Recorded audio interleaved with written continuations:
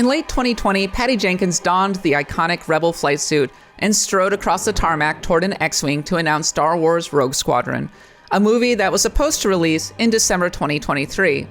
Little has been seen of it since, leading to speculation that it was quietly canceled, though Lucasfilm president Kathleen Kennedy continues to insist that it could still happen. That definitely is something that we still talk about. Whether it's a movie or whether it ends up being in the series space, that's definitely something. What no one realized was that we actually got a Rogue Squadron movie last year. That movie was Top Gun Maverick, which set IMAX theaters around the world ablaze with its incredible aerial stunts, grossing more than $1.5 billion in the international box office. Smoke in the air! Smoke in the air! Maverick was billed as a sequel to Tony Scott's paean to fighter jets in beach volleyball, but it bore far more in common with George Lucas's space opera than real-life fighter combat. Replace Tom Cruise's F-14 with an X-Wing, and it's not hard to imagine Maverick as a Star Wars film, with a veteran Wedge Antilles as its star. Red Leader standing by. It begs the question, Top Gun Maverick was the perfect Rogue Squadron movie, so what's Disney's excuse?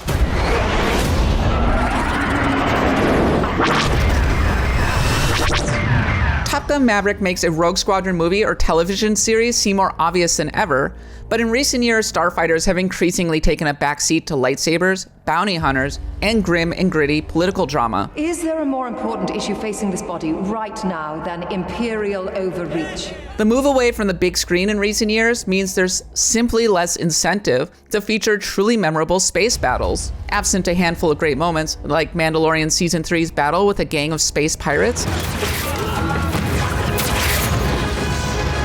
starfighters like Captain Tevis's X-Wing are mostly around to play traffic cop. We notice your transponder is not emitting. With Star Wars increasingly willing to embrace the old expanded universe, though, there's plenty of room to bolster one of the most underserved areas of the Star Wars fandom. After all, great space combat is one of Star Wars' birthrights.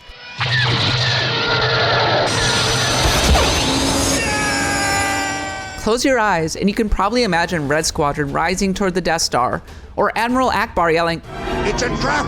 as waves of TIE interceptors crash toward the Rebel fleet. Even the prequels had their moments.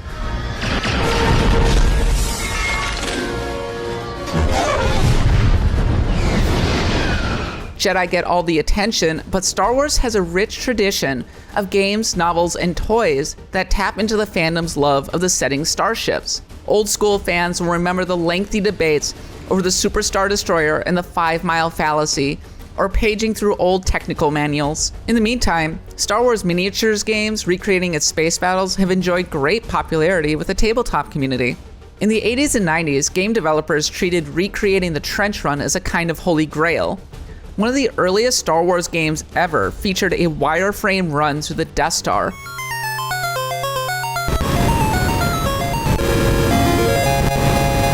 And many more would attempt to replicate that climactic moment in the years to follow. LucasArts' X-Wing and TIE Fighter series expanded on that conceit still further by mixing arcade-style shoot-'em-up combat with light flight simulator mechanics, imbuing Star Wars' familiar fighters with a sense of weight and realism. Among their contributions to the Star Wars canon were an early glimpse of Coruscant, the first depiction of Grand Admiral Thrawn outside of the novels, and the TIE Defender, which featured in a terrific episode of Star Wars Rebels. LucasArts' X-Wing games would inspire Michael Stackpole to launch his fantastic run with Rogue Squadron, a series of novels in which famous ace Wedge Antilles puts together a new squadron of pilots and embarks on a series of adventures.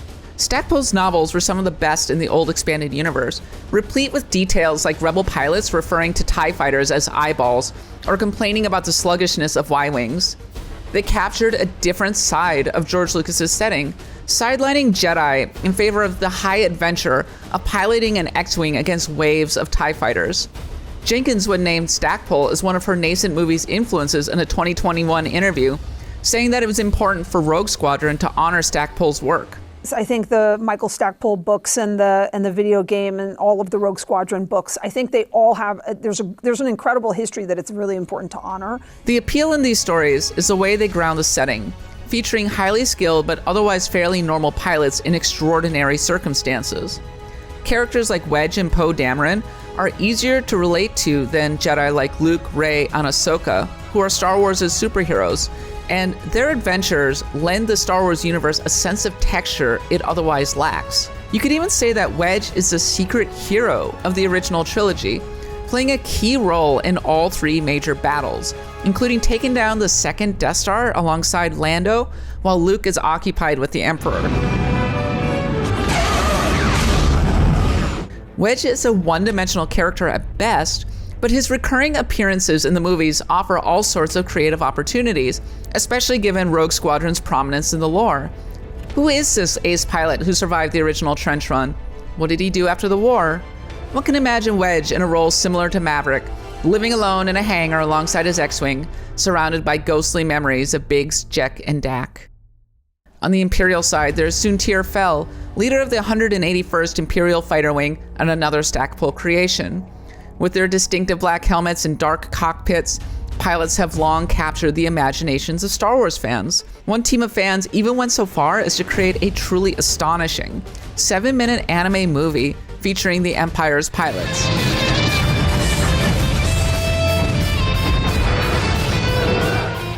It's no coincidence that Rogue One, praised for its more grounded depiction of the rebellion, is also home to the Battle of Scarif, one of the best Star Wars space battles since Return of the Jedi. Writing about Rogue One in 2016, The Verge tied the Battle of Scarif to the X-Wing novels of old.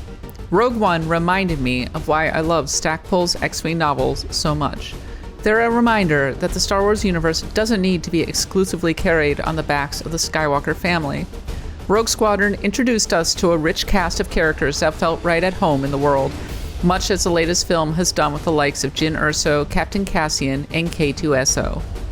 Knowing all this, it's curious that Lucasfilm hasn't done more to leverage this part of the Star Wars universe. Just take a look at the Star Wars Galaxy's Edge theme park, which is dotted with X-Wings and A-Wings alongside the Millennium Falcon.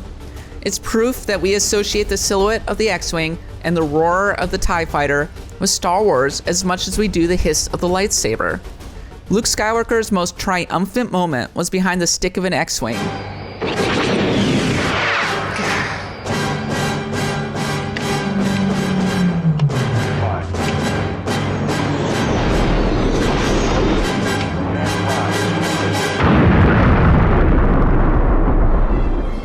Even Darth Vader was arguably at his most impressive in the cockpit of his TIE Advanced.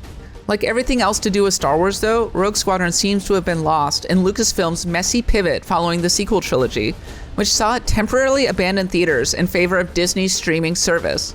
A little more than a year after its reveal, Rogue Squadron was delayed indefinitely amid rumors of creative differences between Jenkins and Lucasfilm.